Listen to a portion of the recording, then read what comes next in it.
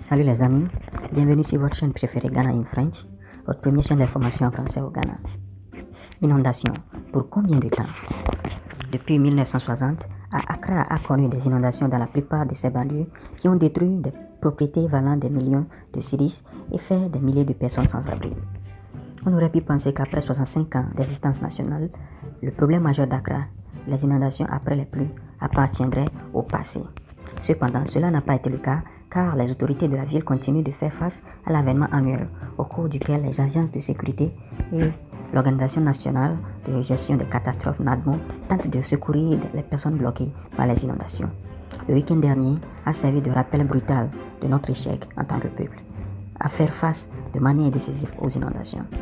Alors que certains affirment que les inondations se produisent même dans les pays avancés, le délit graphique postule que certaines des inondations que nous subissons après de simples averses peuvent être évitées avec la bonne infrastructure et la bonne attitude.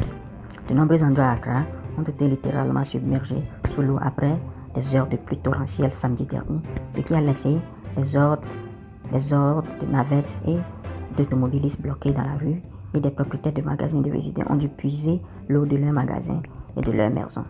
Cette fois, des endroits qui n'étaient même pas connus pour les inondations n'ont pas été épargnés, exposant ainsi le mauvais système de drainage à Accra et envoyant un message fort que si nous ne parlons pas lorsque nous voyons les gens construire ou développer des structures dans des endroits non autorisés, cela viendra nous hanter. Cela ne veut pas dire que rien n'a été fait au fil des ans pour maîtriser les inondations. En effet, tant d'argent a été infecté dans le dragage du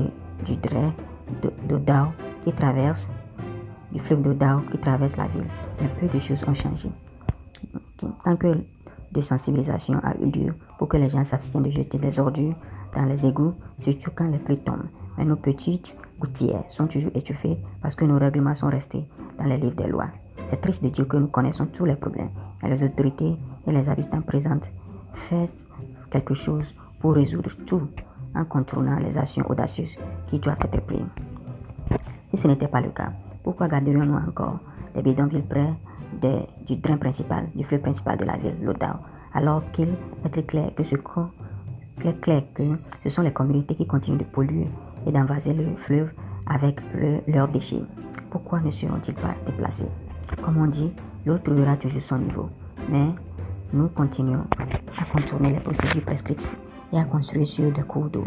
Cela étant, nous devons faire face pleinement aux répercussions de cette action. Quand les inondations arrivent, on crie au loup et on pointe maintenant du doigt les gens qui ont construit sur les cours d'eau. Quand les pluies s'en vont, nous continuons comme si de rien n'était et en attendant une autre période d'inondation. Fait intéressant, nous constatons que ce sont plutôt les zones humides et les endroits destinés à être laissés seuls pour les eaux de ruissellement qui sont vendus aux plus offrants, mettant ainsi tout le monde en danger. Nous ne pouvons pas avoir notre gâteau et le manger encore. Si nous voulons vraiment faire face aux inondations, nous devons prendre le taureau par les cornes. Accra, par nature, est de faible altitude et empêcher l'eau de suivre son cours naturel avec des bâtiments signifie simplement appeler aux inondations. Même les villes d'autres juridictions qui sont entourées et traversées par l'eau ne sont pas inondées. Cependant, les jours de pluie, car elles sont bien drainées et ces villes sont bien planifiées. Il est peut-être temps pour nos ingénieurs d'aider à résoudre le cauchemar des inondations d'Accra, une fois pour toutes, en apprenant des autres villes du monde qui sont bien drainées, en se mettant à la planche à dessin et en présentant Accra, repensant Accra, afin que nous puissions dire au revoir aux inondations pérennes d'Accra. Pendant ce temps, alors que nous sommes immobilisés par la peur de faire claquer le fouet, nous devons préparer de nouvelles inondations. Nous devons nous préparer à de nouvelles inondations, car l'agence météorologique du Ghana a mis en garde contre davantage de pluie cette année. Merci pour votre attention. Aimez la vidéo, laissez vos commentaires et abonnez-vous.